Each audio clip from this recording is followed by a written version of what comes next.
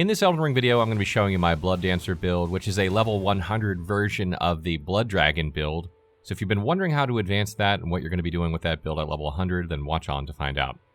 First, let's talk about the weapon that we're going to be using here. You'll notice that we've swapped out our dual scimitars for Eleonora's Poleblade. This is one of the weapons that had bugged arcane scaling that was fixed in the last patch just a day or so ago. So now this weapon is extremely viable, and I'm going to show you why we use it here.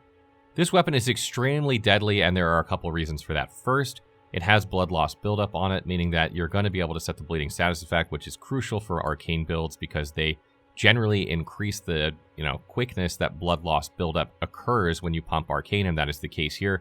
This weapon starts at 33 by default, but you can see with all the arcane that we have, we're up to 76 blood loss per swing, which is absolutely good. Next, Twinblades have a very rapid moveset, meaning that they're able to hit multiple times in quick succession, particularly if you're two-handing, allowing them to get those hits in rapidly, kind of like the way we were doing with the dual scimitars, allowing for that blood loss to occur faster.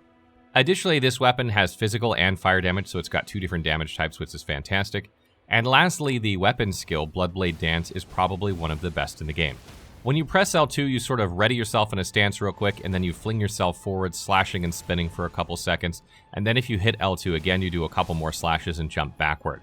And then you have a little bit of downtime before you can use it again, maybe a second or so.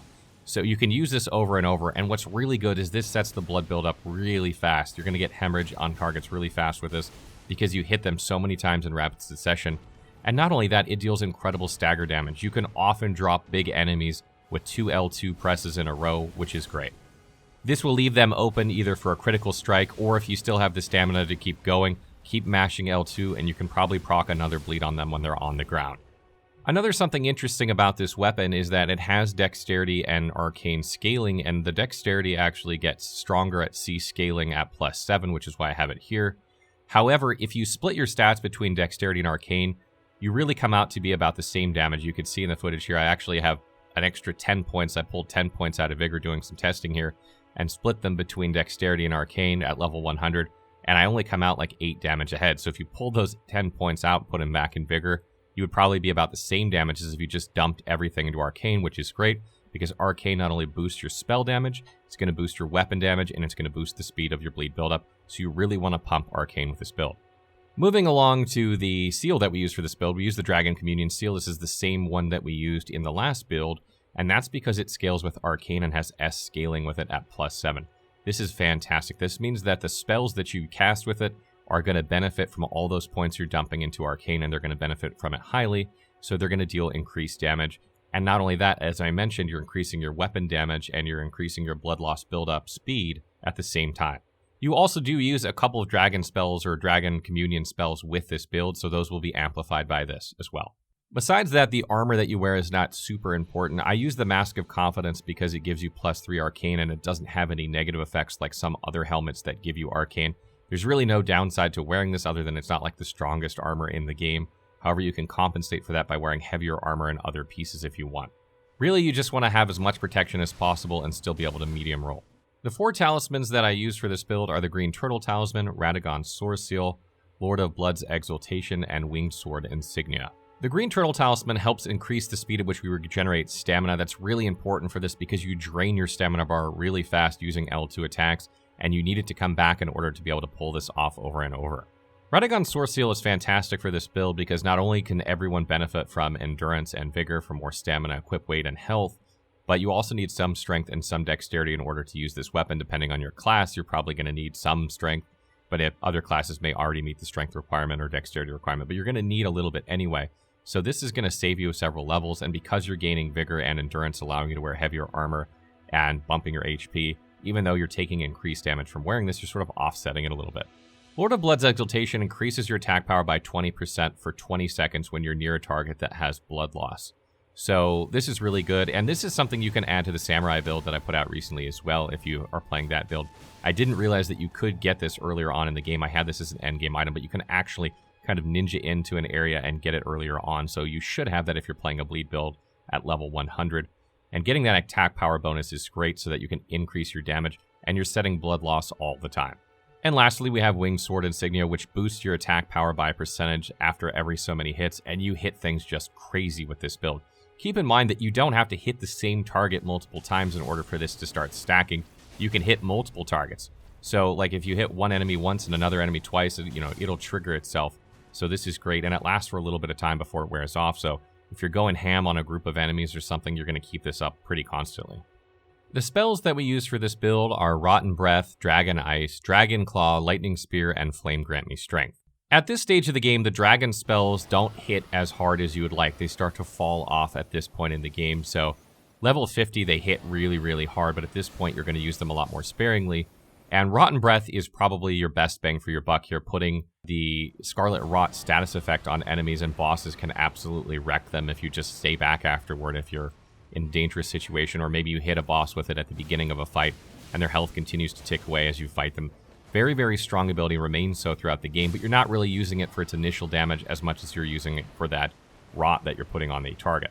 What's really interesting here is that Flame Grant Me Strength actually increases your physical and fire damage by 20% for 30 seconds. This doesn't change no matter what scaling you have. And what's really great is the weapon we're using has both physical and fire damage, so that gets buffed. And you would think we would use like a Dragon Fire spell like we were using before, or some sort of Fire Breath spell with one of the dragons because it buffs that damage through my testing. However, Dragon Ice actually outperforms it pretty much anyway, even with that buff up. I think even with that buff up, Dragonfire is just slightly more damage. But Dragon Ice not only does about the same damage, but it also sets the Frostbite status effect on an enemy, which reduces the protection that they have. So not only does it rip off a chunk of their health, but it also makes them more vulnerable to your attack. So it's actually better in this case, which is why I've subbed out Dragonfire for Dragon Ice. Dragon Claw at this point of the game is extremely situational. It doesn't deal as much damage as you would like, but you would probably use it more for the stagger than anything else. If you get yourself into a situation where you're like backed in a corner and you're going to take damage and there's really no way out, you can just use this and poise through the attack, hit it a couple times, and you'll probably knock down or stagger the enemy that you're facing. If you have enough health, you'll probably live through that. And it does physical damage, so it's a physical damage option for you. Your weapon is split between damage types, and you have a lot of other damage type spells, but this one does physical damage, which is great. And lastly, I've added Lightning Spear here, which actually works pretty well with this build. It wasn't a spell I intended to use originally, but there doesn't seem to be a reason not to. You meet the requirements for it with 17 Faith barely, and it does pretty good damage, and it gives you a ranged option in fights where you just need some single target range, and you don't have the time to sit there and like hold down your breath spell. So you might as well add it here, and it works fantastically. Really, the way this build plays is that you're going to make your way through the levels, attacking regularly with your Twinblade, dodging for most of your defense, and leading into the large enemies or tougher enemies with your L2. Keep in mind this thing has a little bit of a wind-up to it, so you're going to want to anticipate if they're coming at you and start it a little bit early, kind of the way you would with the Moonlight Sword like we did in the last video. You're going to want to lead them into it by starting it a little bit early. The idea is that you start staggering them with your attacks the second you connect and interrupt whatever they're going to try and do, and then keep going and either stagger them or set blood loss, back away, regroup, and repeat this process. You're going to use this ability a lot throughout the course of your levels, and so much so that I actually thought about, slotting the Carrion Filigreed Crest to reduce the cost of this ability, but it actually reduces the cost of 2 L2 presses, like if you do the whole combo chain, from 17 down to 14, which is a lot less than 25% because of the way it's rounded. Each button press is rounded.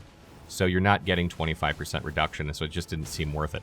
Instead, we just concentrate on increasing your amount of FP through Mind to kind of compensate for that. Flame Grant Me Strength is one of those spells that you're going to use right before you walk through a boss fog. You're not going to use it that often because it only lasts 30 seconds and it has a long animation. But if you want to start off a tough fight, like you see an enemy up ahead and you're going to run in, you might as well have that buff for like the first 20-25 seconds of it, and there's no reason really not to. But it's not something you're going to use very often. And you can use Lightning Spear to pick off enemies at range, and you're going to use your breath spells to, thin out packs of enemies. One really great thing about the breath spells, too, is that they work from horseback, so you don't even have to get off your horse to just take out a pack of enemies, which is great. When it comes to stats for this build, I have 40 Vigor, 25 Mind, 20 Endurance, 17 Strength, 21 Dexterity, 9 Intelligence, 17 Faith, and 53 Arcane. 40 Vigor is here because you're going to trade damage with this build. You go in and you start swinging wildly. Sometimes enemies hit you while you're doing it, or they get an attack through your attack anyway, and you're going to take damage. You want to make sure you live through that. You can probably get away with a little bit lower here and put like 35 in Vigor and 30 in Mind. That way you'll have a little bit more for your spells and for your ability if you want, but you want somewhere in that range. Again, Mind is really good here. The spells that you use, the Dragon Breath, consume tons of FP, and you're going to be using your weapon skill often. So you really can't have too much Mind, and as you progress this build further, you'll probably want to increase that significantly, like 10 or 15 points. Endurance is there for a little extra bit of stamina and to increase your equip load. Again, you want to wear the heaviest armor you can with this and still medium roll in order to protect yourself, because you will trade damage. You really only need 12 strength for this build, and the reason we have 17 here is because we're using Radagon's Source Seal, which gives us an extra 5 here. It does contribute a little bit to the damage we deal, even though that's, negligible. But if you're playing a class that's like started out with like 9 strength or something and you want to play this build, this would be really good for you because you'll end up at like 14 or something, which is a much better number here.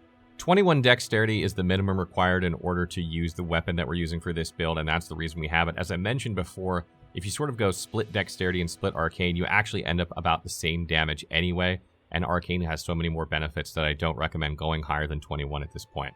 9 intelligence, you don't need any intelligence for this build, that's why it's there. 17 faith is just enough to use the Dragon Claw spell, and the Lightning Spear spell. If you don't want to use either of these spells, you can leave this at 15 to use the breath spells, but you'll have to have at least 15 for the breath spells and 17 for Lightning Spear and Dragon Claw, so that one is kind of flexible if you don't want those spells. And then arcane obviously is just as high as we can get it to not only increase our damage with our weapons, to increase our bleed build-up speed, and to increase the effectiveness of our spells. It's obviously the primary stat for this build, and you really can't have enough of it.